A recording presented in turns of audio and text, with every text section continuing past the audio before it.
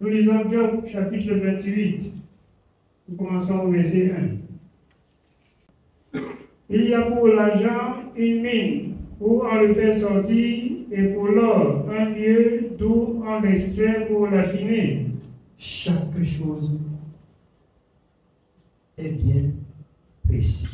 Un lieu où on creuse, on prend, on raffine. Un lieu où aussi l'argent sort. Continuons.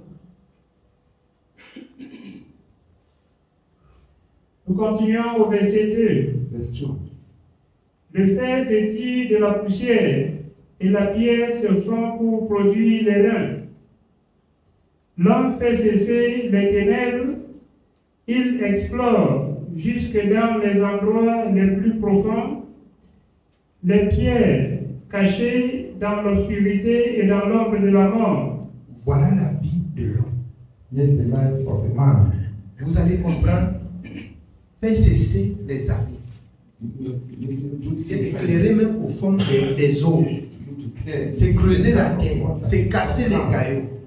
Pour chercher de l'or. Pour avoir de l'argent. Je voudrais qu'on soit assez attentif. Mais ce qui en fait la vie, l'homme ne prête pas attention. L'homme ne prête pas attention. Personne ne donne son attention sur ce qui en fait la vie. L'homme peut chercher pour les machines du monde. L'homme peut creuser pour le quartier si jusque dans des milliers de mètres. Pour prendre l'or.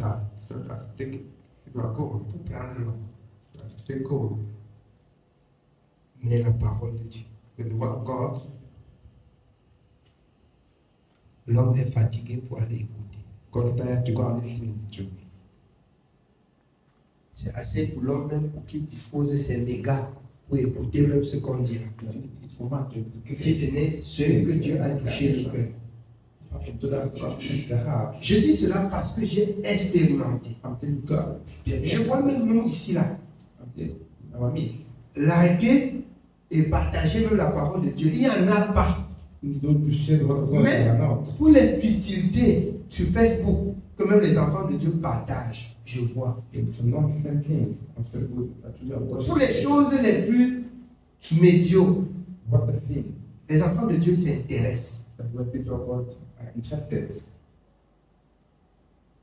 Et c'est la raison pour laquelle je passe le temps, je prends la parole. Je me pose la question, est-ce que c'est moi qui n'ai pas bien compris ou est-ce qu'il y a un problème avec la parole de Dieu? Je trouve que le problème, c'est nous. La parole de Dieu n'a rien. Moi-même, je n'ai pas de problème. Mais c'est nous qui avons toujours les désirs penchant plutôt dans le monde des ténèbres. Pour avoir ce que nous voulons, nous pouvons mettre tout en jeu pour avoir ce que nous voulons. Mais on ne peut pas mettre tout en jeu pour avoir ce que Dieu veut. Pour avoir ce que Dieu promet.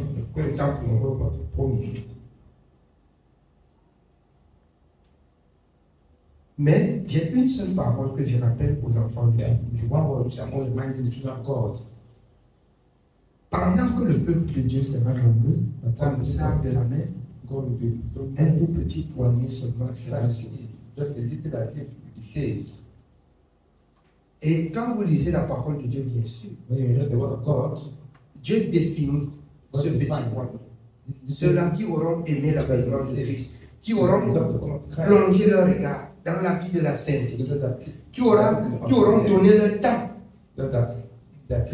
et leurs moyens pour le service de Dieu.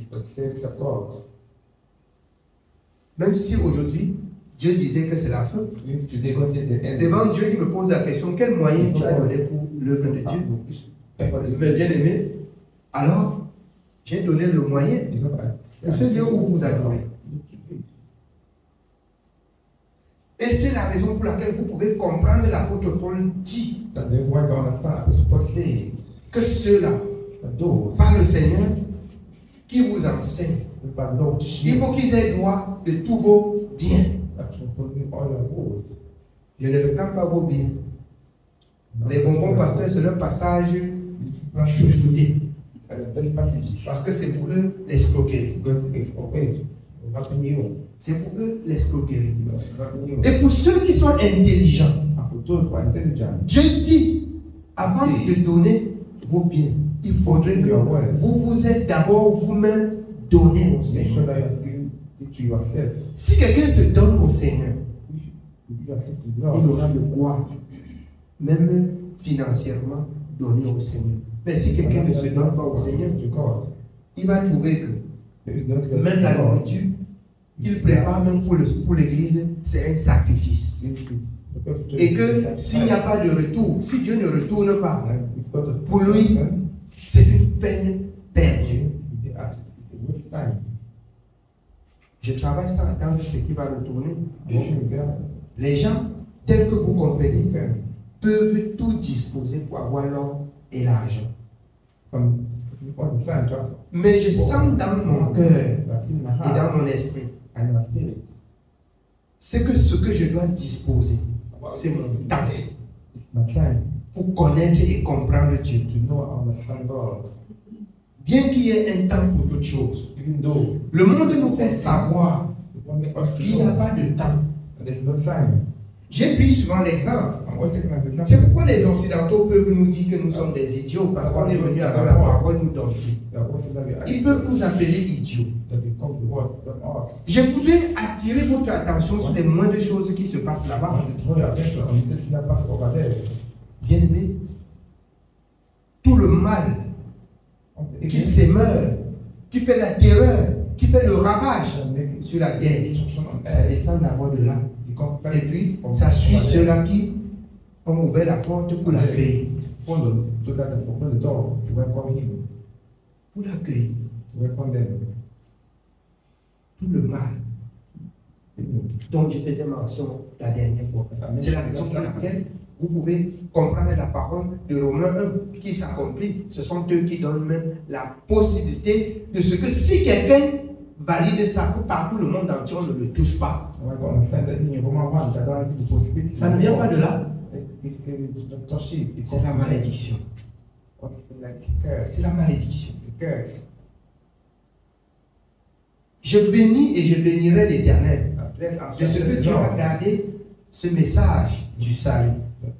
Qu'il arrive, que ça arrive à notre époque. Et s'ils avaient su, ils auraient déjà détruit tout ce livre. Et c'est pourquoi l'apôtre Paul, dès la nuit dernière, a exhorté le peuple de marcher par l'esprit. Si vous marchez par l'esprit, vous êtes réellement fils de Dieu. L'esprit de Dieu fait quoi? Rappelle des paroles de Dieu au peuple de Dieu. Si bien que le lendemain, si ce livre n'existe pas, vous avez des bonnes instructions que vous avez apprises du livre de la vie à instruire vos enfants avec, afin qu'ils grandissent et eux aussi qu'ils ne se détournent pas. Mais vous négligez, vous dites, le lendemain, ils vont aussi lire. Il viendra un temps où ce n'est pas la parole de Dieu qui serait seulement rare, même le livre serait rare. Bien qu'à l'heure-ci, le livre est à la portée de tous et la parole est rare. Un moment viendra où le livre ne serait pas aussi à la portée de tous et même la parole serait toujours rare. Parce que les hommes vont se focaliser à chercher l'or et l'argent. L'or et l'argent. L'apôtre Pierre a dit, c'est la racine de tous les maux. Amen. On continue. Nous continuons au verset 4. Il creuse un puits loin des lieux habités. Ses pieds ne lui sont plus en aide, et il est suspendu, balancé loin des humains. La terre d'où sort le pain est bouleversée dans ses entrailles comme par le feu. Ses pierres contiennent du saphir, et l'on y trouve de la poudre d'or. Allez là-bas à l'est, allez dans les bassins du Congo et partout là. Vous allez trouver comment on malaxe la terre. Comment on creuse. Vous allez comprendre comment les gens sont dans des profondeurs pour chercher l'or. Vous allez comprendre même la terre qui est engloutie. Certains, pour chercher l'or, à la recherche de l'or. Ce que je vais vous dire en vérité, même dans le Congo et Centrafrique, beaucoup d'enfants ne partent pas à l'école. Pourquoi? Parce que quand on les accouche, ils se lèvent, on les accouche que dans les trous d'or. On les élève que dans les trous d'or. Ils commencent à marcher que dans les trous d'or. Et il sait qu'il va porter le panier pour aller chercher l'or. L'or pour lui, c'est quoi? L'or pour lui, c'est l'argent. Il n'y a pas autre chose. Il n'y a pas autre chose. L'argent et l'or.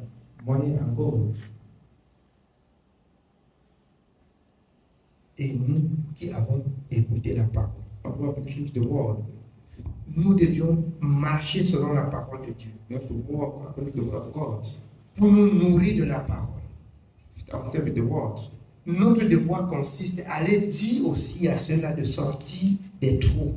Pour écouter le Dieu créateur.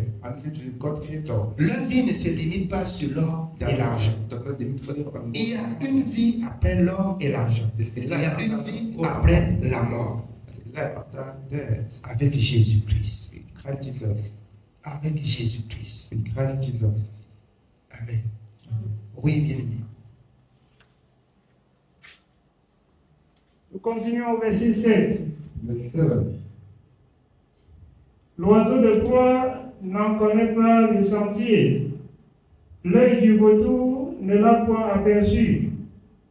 Les plus fiers animaux ne l'ont point foulé. Le lion n'y a jamais passé. L'homme porte sa main sur le roc, il renverse les montagnes depuis la racine. Il ouvre des tranchées dans les rochers, et son œil contemple tout ce qu'il y a de précieux. Il cherche, il renverse les montagnes pour chercher tout ce qui est au fond de précieux. Même si ça va lui prendre n'importe combien de temps, il a le temps pour ça. Mais la parole de Dieu, il n'y a pas le temps. Il n'y a pas le temps. C'est la raison pour laquelle vous pouvez voir les chaises vides. À l'église, pendant qu'on parle de Dieu. C'est vide. C'est vide.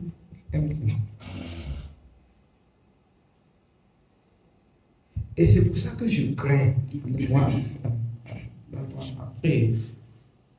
Après avoir pataugé dans la peau de la religion, Dieu nous fait grâce d'écouter la parole de la vérité. Et on revient encore à retourner dans la poubelle. On revient encore à exiger à Dieu même ce qu'on ne peut pas lui demander.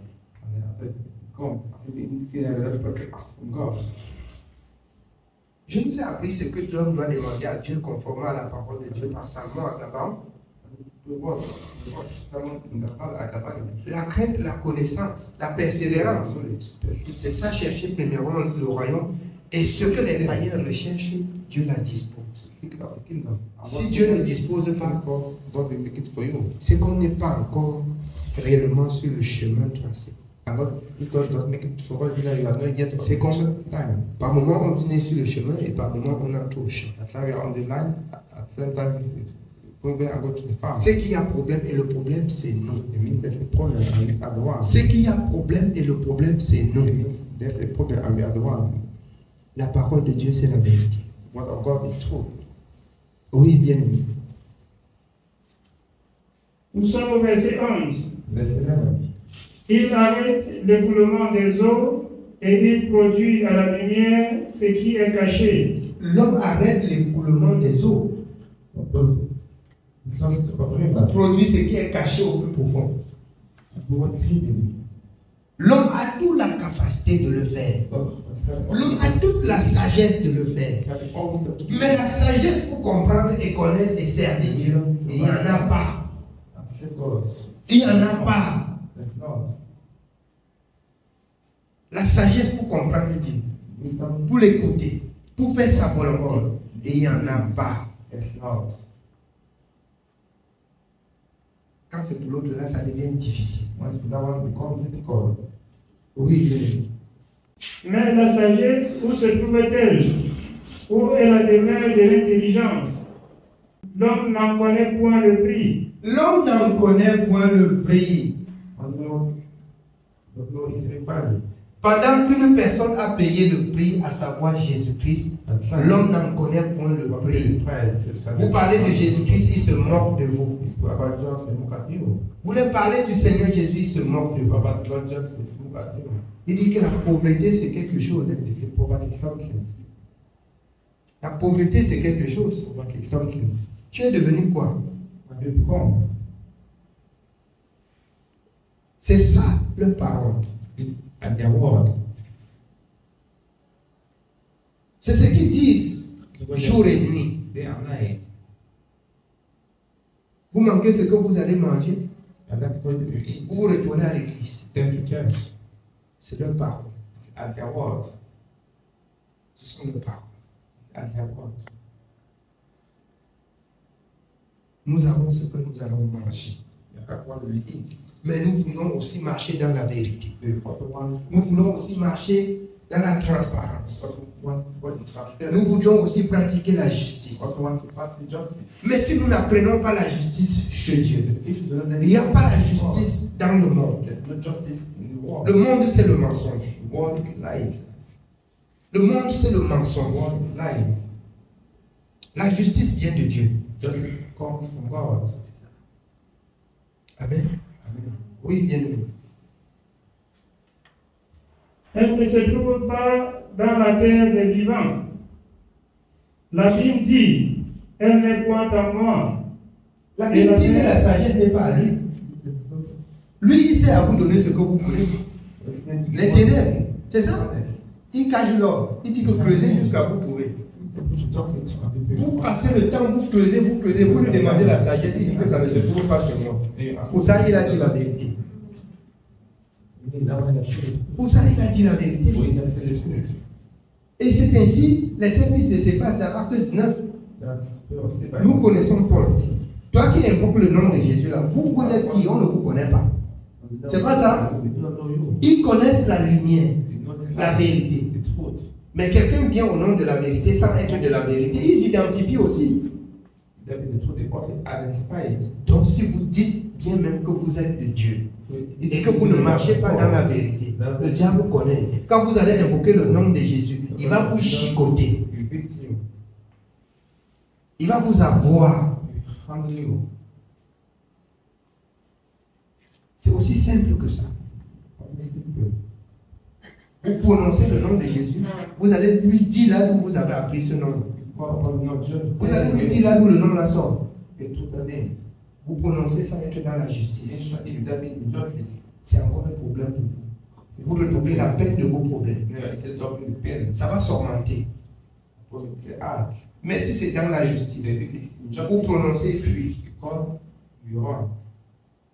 Et si c'est dans le mensonge, vous prononcez il s'approche. Il vous réclame. Parce que vous êtes menteur.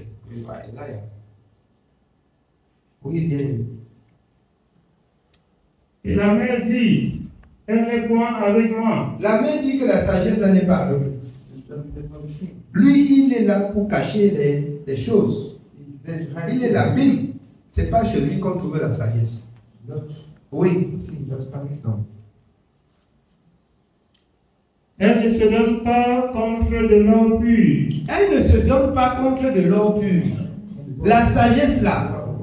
C'est pourquoi si quelqu'un a l'argent jusqu'à sa substance pour le monde entier, L'autre là, ça ne s'achète pas seulement.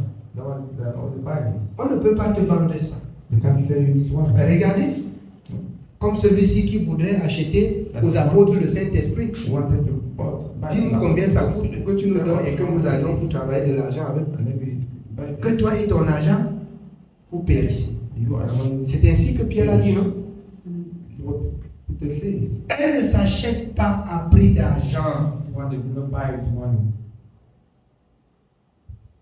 J'ai même pitié de ceux-là qui prennent de l'argent pour prier pour les gens.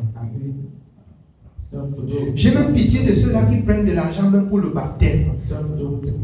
J'ai pitié de ceux-là qui, par la parole de Dieu, c'est l'échange. C'est l'échange. Tu me donnes quelque chose, je ne t'aime même pas beaucoup, je ne prends pas.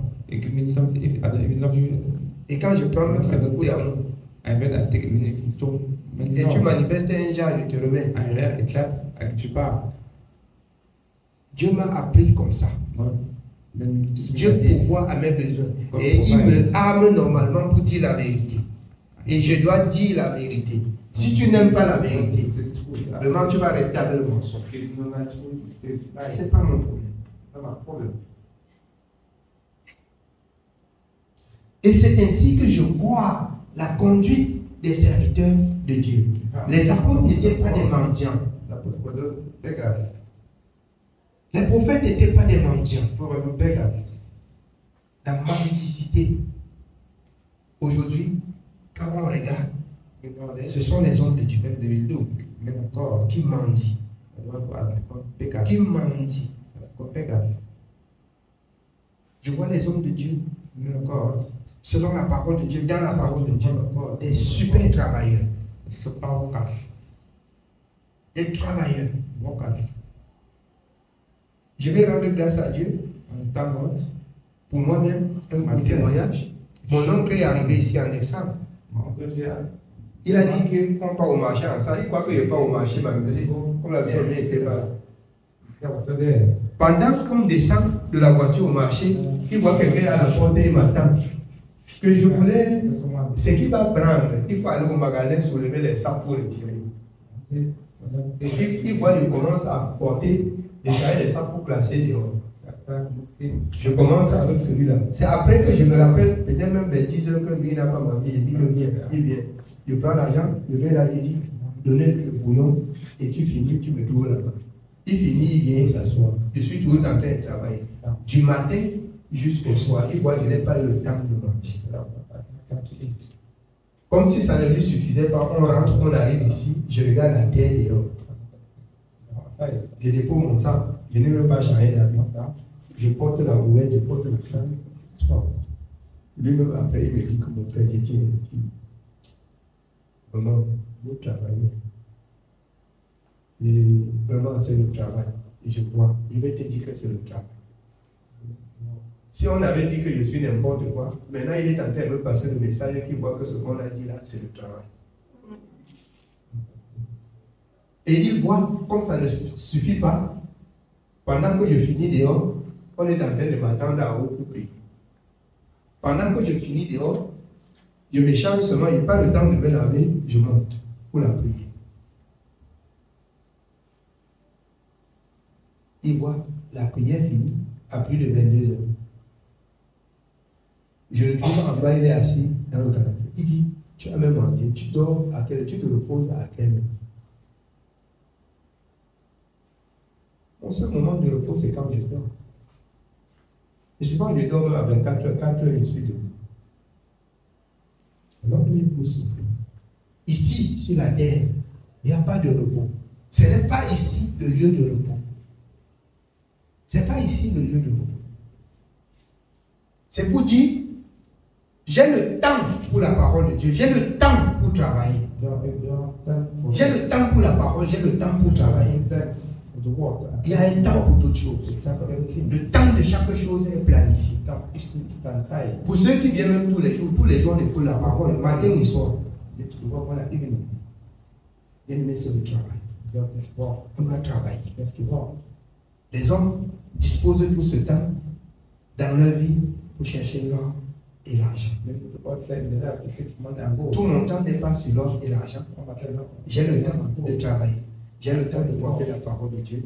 Il y a la nourriture quotidienne. Je prends soin de mes enfants. Je ne demande rien de mes enfants chez quelqu'un. Dieu prend soin. Je rends grâce à Dieu. Si quelqu'un veut servir Dieu selon la vérité, ainsi s'accomplira la parole de Dieu pour lui, rien ne manque à ceux qui craignent l'Éternel. Parce que l'Éternel dispose tout pour ceux qui le craignent et qui le servent dans la vérité. Tu ne peux pas être dans la vérité et être dans la confusion. C'est faux. Tu es dans la confusion. C'est qu'il y a un peu de mensonge, un peu de vérité qui est égal au mensonge. Oui. Qui est égal au mensonge. Alors, là où tu as dit un peu la vérité, ça a détaché un peu le nœud sur ce que tu vas manger. Et après, tu te réjouis un peu. Et après, la souffrance t'attrape encore par derrière. Tu veux réfléchir. Après, tu dis, ah, demain, hier, ce que j'ai eu là, ça veut dire que c'était quoi? C'est Dieu qui a béni.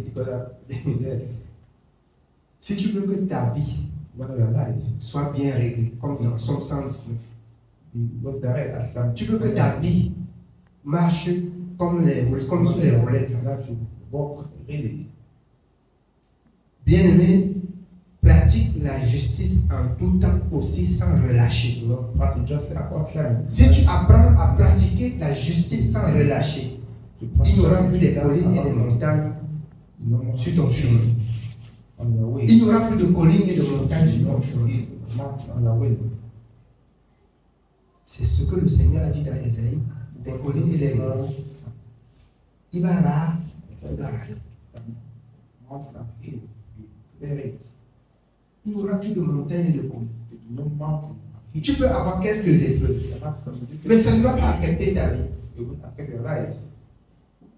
Ça ne va pas t'entraîner aux souffrances et aux souffrances atroces. Amen. Oui, bien aimé. Elle ne s'achète pas au poids de l'argent. Elle ne se pèse pas contre l'or d'Ophir, ni contre le précieux onyx, ni contre le saphir. Elle ne peut se comparer à l'or ni au verre. Elle ne peut s'échanger pour un vase d'or fin. Le corail et le cristal ne sentent rien auprès d'elle. Auprès de la sagesse, le cristal, l'or, l'argent, ne sert à rien. Parce qu'on ne peut pas comparer avec cela. Pourquoi vous laissez ce qui est précieux pour chercher ce qui, bien aimé, est passager? C'est passager.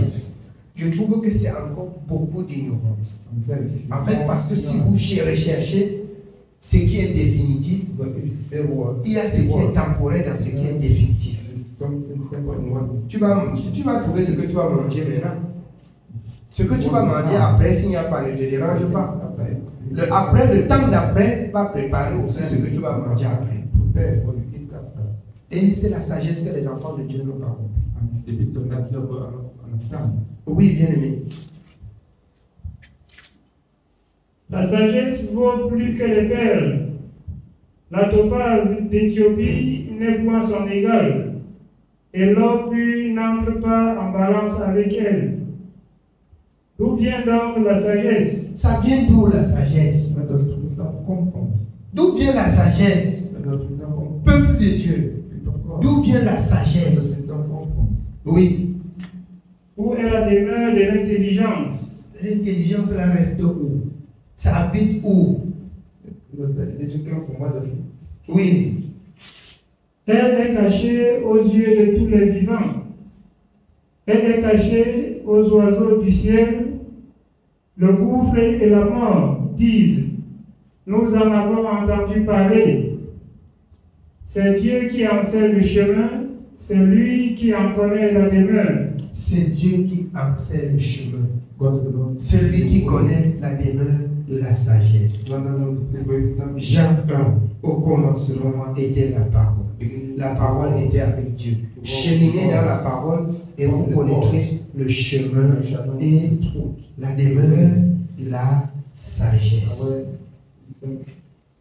Amen. C'est la parole de Dieu. J'ai fini. J'ai fini. Celui qui est sage, qui va chercher la sagesse. Amen.